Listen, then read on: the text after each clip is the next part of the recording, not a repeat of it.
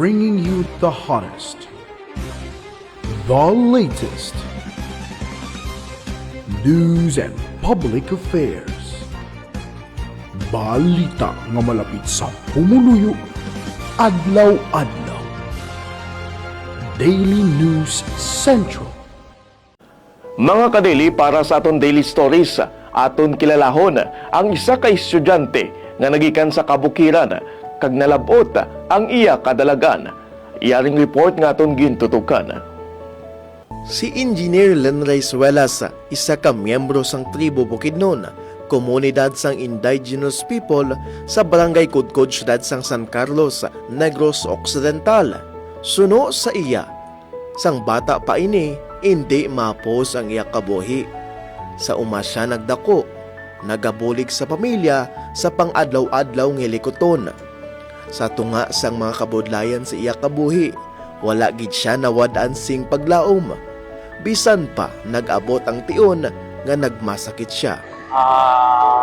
Damo struggle, sir. Siyempre, pressure sa pamilya, tayo siyempre panganay. Tapos, although sir, wala mo gina-pressure sa akong parents nga dapat kit makatapos or something, pero para man sa akon bala nga, daw ka common sense na lang bala, sir. Siyempre ako man ay lagi na saligan, mama kag papa para, sir, yung maabot ang tinion nga ako naman magbulig sila or sa akong mga utod. Madamo nga pagsulay ang iya ginagyan, kakulangan sa kwarta, limitado nga resources, kag ang pagbalanse sang ubra kag pagtuon. Tapos tira naman ko nag-struggle naman pagka fourth year. Like, ginasulay lang gid ko bala mayo. Kasama na, nag-struggle naman ko pagka third year. Nagkasakit ko. Bali, hinumya ko. May tubig akong baga. Amo to, grabe naman hibi ko kay base bala mauntat na lang ko sa eskwela, hindi na ako magpadayon kay if amo na lang mana basi nubo na lang bala akon nga nubo na lang akon nga oras di sa kalibutan. Amo na siya, sir, basta sa may naabot gid ng tion nga na failure gid ko isa ka subject kay hindi ko na gid malaot tungod bala sa nagkasakit ko. Bali 3 weeks gid ko yang 3 weeks to 4 weeks gid ko nga wala ka eskwela.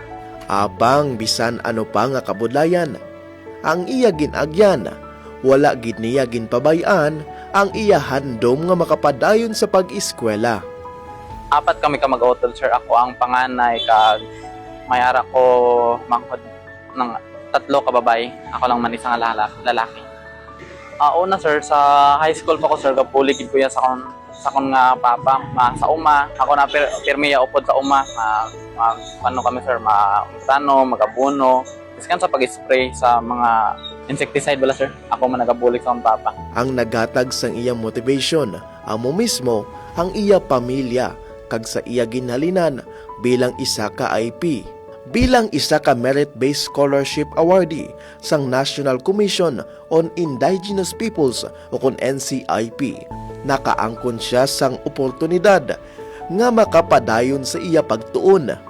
Nagpabilin siya nga matutom sa iya handom nga makapadayon sa iya pagtuon.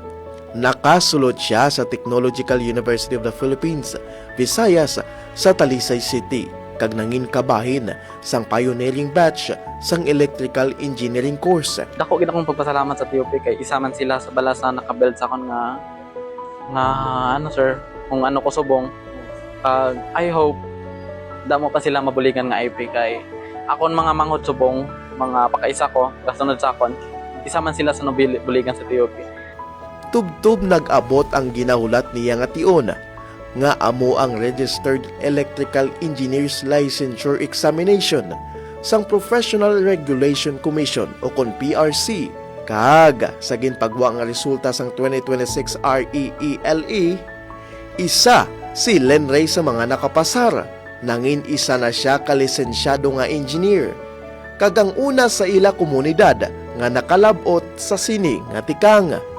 Suno pa kay Lenray, ang iya kadalagan hindi lang para sa iya kaugalingon, kundi para sa bilog nga tribo Bukidnon, kag sa tanan nga indigenous people sa Negros Occidental. Gid, sir, no? Dako gid akong pagpasalamat, no, nga sabi na sa tanan sa Ginoo Wala agad man. Hindi ko nag-expect nga na makapasagidan si Dudong. Isa ini kapamatuod nga ang edukasyon may gahum sa pagbag-o sang kabuhi. Kag kun sa diin ka man nga parte sang komunidad, hindi rason para hindi malabot ang aton nga handom. Ini nga balita ginadulong sa inyo sang Cocos Ridge Tavern, Winery and Cafe. Si Engineer Len Reyes Walas, isa ka inspirasyon sang mga pamatanon nga maninguwa kag labuton ang handom sa kabuhi. Para sa mga dugang updates, mga dugang nga balita, mga inspirasyon, hindi magkalipat nga mag-like and follow sa amon official Facebook page, Daily News Central. Ako naman, si Ka-Daily Jimmy Salvano para sa balita malapit sa Pumuluyo, adlaw-adlaw, Daily News Central. Daily News Central.